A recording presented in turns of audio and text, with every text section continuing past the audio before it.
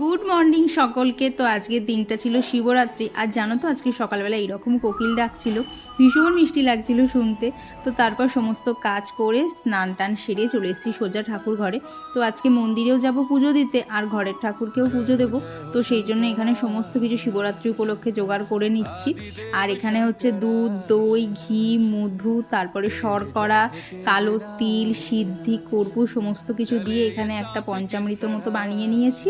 আর তার সাথে আলাদা করে গঙ্গা জলও নেবো। আর এখানে পৈতে, ঘি, মধু সমস্ত কিছু আলাদা করেও নিয়ে নিয়েছি।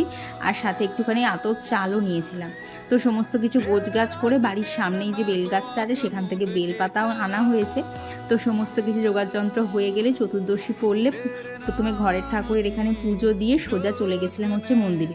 তো একটা মিনি ব্লগে তো সমস্ত কিছু শেয়ার করা সম্ভব না, তাই এখানে ছোটো ছোটো ক্লিপই তোমাদের সাথে শেয়ার করলাম। একটু বাদেই বড় ভিডিও আসছে, সেখানে তোমরা সমস্ত কিছু ডিটেলস দেখতে পেয়ে যাবে।